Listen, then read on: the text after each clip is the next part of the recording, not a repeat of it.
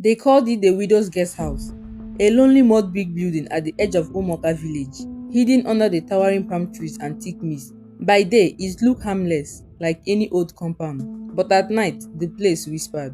The villagers avoided it, except for Mama Ebere, the widow who lived there. People said her husband, a wealthy trader, died mysteriously in the house, and she never left it since. She walked the village with a calm smile, always dressed in white, but her eyes carried storms.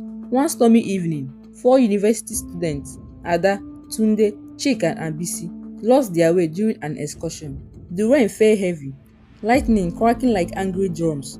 Their bus broke down in the middle of nowhere, and after hours of wandering, they stumbled across the guest house. Mama Ebere welcomed them with open arms. "Children, come in, come in. No one should suffer in the rain." Her voice was soft like silk, and her hands, though wrinkles, felt strangely cold. Inside, the guest house smelled of burning herbs and palm oil.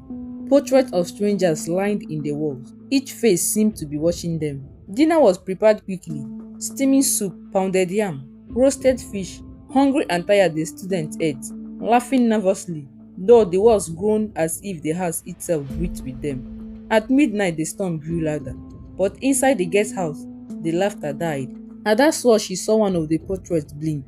Tunde heard whispers coming from beneath the floorboards, and when Bisi tried to open the door, it was gone. Where a door had been, there was now only a wall of red clay, pulsing like living fish. The student panicked. Mambewere stood slowly, her smile fading, her skin cracked like drag back as her face twisted into something inhuman. "My children," she said in a voice no longer hers, deep and hollow, "you should not have come here. This house is not mine. It belongs to the spirit of my husband, and every season it must feed."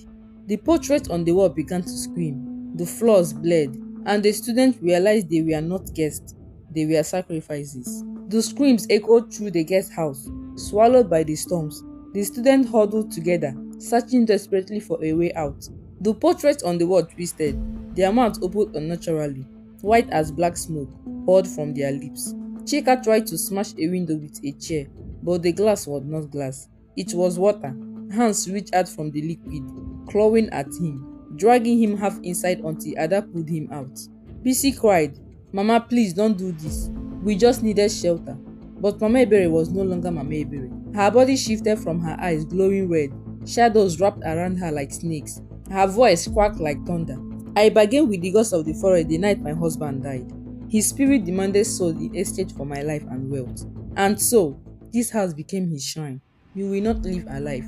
The ground split open. Beneath the floor was not soil, but a pit of fireflies, glowing eyes, and skeletal arms reaching upward. The students tried to flee, but each step brought them back to the same cursed room. Then Ada remembered the villagers' whispers.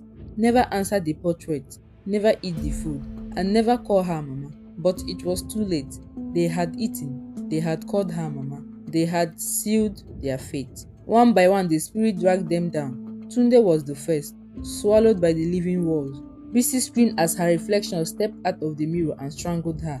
Chika fell into the floor, his hands still reaching out. Only Ada remained. The spirit circled her, chanting in tongues older than man. She fell to her knees, trembling. But then something strange happened. The storm outside stopped. A ray of downlight pierced through the cracks. The portraits grew silent. Mama Ebere froze, her Montero's face twisting in terror. From the pit rose a shadowy figure, tall, cloaked in mist, the spirit of the husband. His voice was thunder itself. "You have fed me for 30 years, Ebere, but today, your debt ends." The spirit dragged Mama Ebere, screaming into the pit, her cries echoing as the walls collapsed. The house burned with an unholy fire. Ada barely escaped, collapsing into the morning sun. When the villagers found her, she was half mad, whispering the same words over and over again. "Do not enter the widow's guest house. No guest ever lived alive." And from that day, the ruins of the house remained. People say that if you pass by at night, you can still hear the laughter of students, the wailing of spirits, and cries of a widow who made a deal with the dead.